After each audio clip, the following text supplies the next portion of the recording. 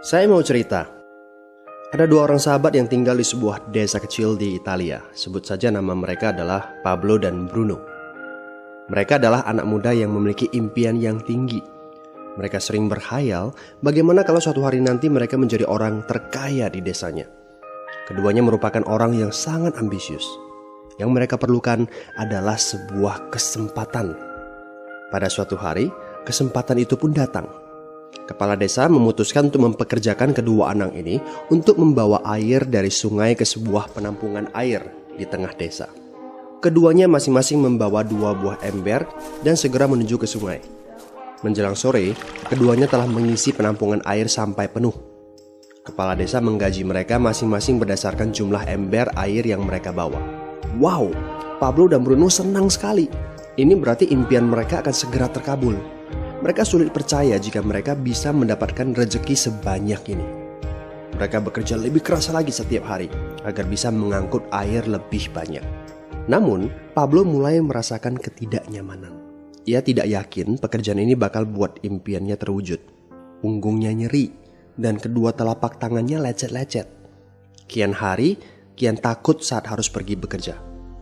Ia pun mulai berpikir keras mencari akal bagaimana caranya membawa air dari sungai ke desanya. Aha, Pablo mendapatkan ide. Bruno, saya punya rencana. Daripada kita mondar-mandir bawa-bawa ember setiap hari, kenapa kita nggak sekalian aja buat sebuah saluran pipa dari sungai ke desa kita? Saluran pipa? Ide dari mana itu? Seru Bruno. Kita udah punya kerjaan yang bagus, Pablo. Saya bisa bawa 100 ember sehari. Saya akan jadi orang kaya. Di akhir minggu, saya bisa beli pakaian baru. Pada akhir bulan, saya bisa beli seekor sapi. Dan pada akhir tahun, saya bisa bangun sebuah gubuk baru. Nggak ada kerjaan sebagus ini di desa ini. Setiap minggu kita bisa liburan. Setiap akhir tahun, kita berhak cuti selama 2 minggu dengan gaji utuh. Kita akan punya hidup yang layak. Jadi buang jauh-jauhlah pikiran untuk bangun saluran pipa. Tapi Pablo tidak putus asa. Ia akhirnya memutuskan untuk bekerja paruh waktu. Ia tetap bekerja mengangkut ember-ember air. Separuh waktunya, serta di akhir pekan, dia luangkan waktu untuk bangun saluran pipanya. Hal itu tidak mudah. Penghasilannya otomatis menurun dan dibutuhkan waktu 1 hingga 2 tahun sebelum saluran pipanya bisa menghasilkan sesuatu yang berarti. Bruno dan orang-orang desa mulai mengejek Pablo. Dia menyebutnya Pablo si manusia saluran pipa. Bruno yang berpenghasilan hampir 2 kali lipat dari Pablo terus memamerkan barang-barang baru yang berhasil ia beli. Sapi, keledai, pakaian, sepatu baru, gubuk bertingkat 2. Bruno bisa makan mewah di kedai. Orang-orang di desa menyebutnya Tuan Bruno. Sementara Bruno berbaring santai di sore hari pada akhir pekan, Pablo terus saja menggali saluran pipanya. Pada bulan-bulan pertama, Pablo memang tidak bisa menunjukkan hasil dari usahanya. Pekerjaannya memang sangat berat, bahkan lebih berat daripada kerjaan Bruno. Karena Pablo juga harus bekerja pada malam hari. Demikian pula di akhir minggu. Tapi Pablo selalu mengingatkan pada diri sendiri bahwa impiannya dibangun berdasarkan pada perjuangan yang dilakukan hari ini. Dari hari ke hari, dia terus menggali, inci demi inci. Sedikit demi sedikit, lama-lama jadi bukit. Dari 1 inci kemudian menjadi 1 kaki. Kemudian jadi 10 kaki. Kemudian 20 kaki, 100 kaki, dan seterusnya. Bersakit-sakit dahulu, senang-senangnya kemudian. Demikian dia terus menyemangati dirinya sendiri.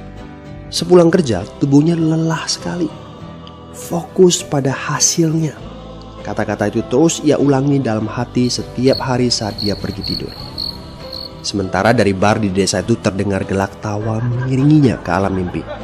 Ayo, fokus pada hasil akhir.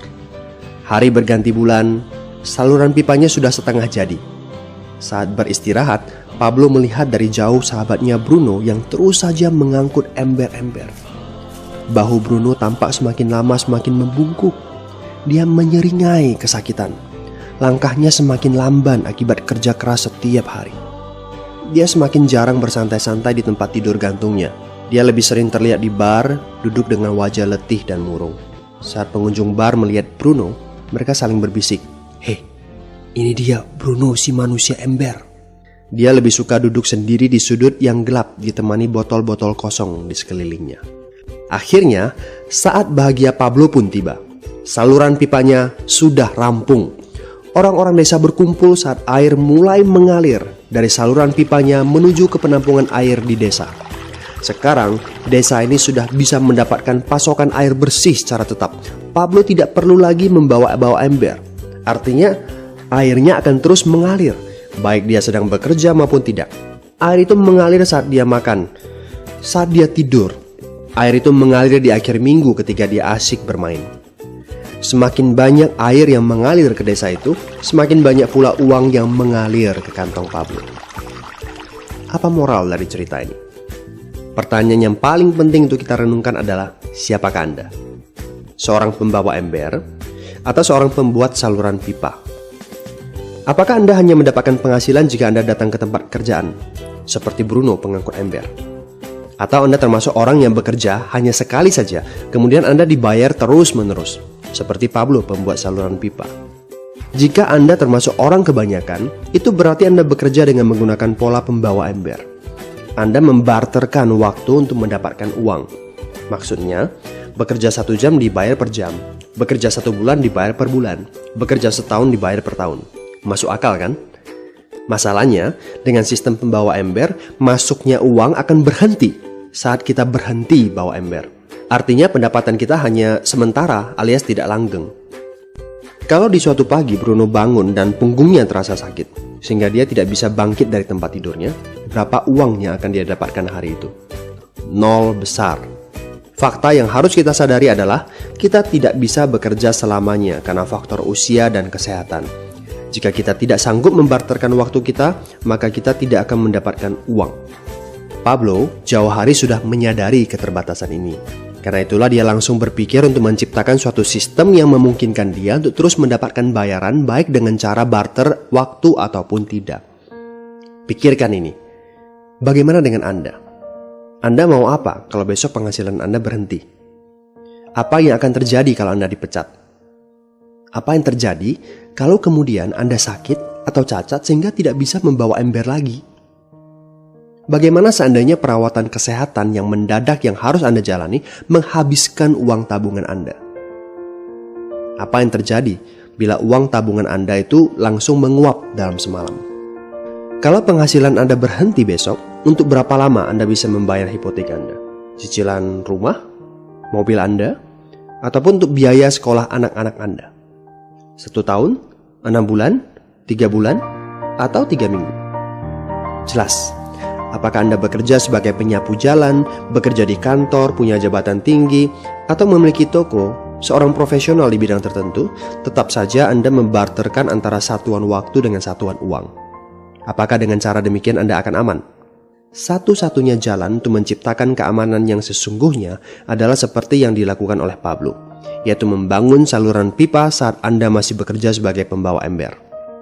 Dengan membangun sebuah saluran pipa, Anda cukup mengerjakan pekerjaan sekali saja, capeknya sekali saja, tetapi Anda akan dibayar terus-menerus. Saluran pipa ini akan memberikan Anda penghasilan walaupun Anda sedang tidur ataupun Anda sedang main. Penghasilan ini juga akan terus Anda peroleh setelah Anda pensiun, pada saat Anda sedang sakit ataupun cacat sehingga tidak bisa bekerja, dan juga dalam situasi darurat. Inilah yang disebut sebagai penghasilan pasif. Anda tahu, saat ini kami sedang membangun saluran pipa yang akan memberikan penghasilan pasif. Mau tahu caranya? Hubungi teman yang meminta Anda untuk menonton video ini.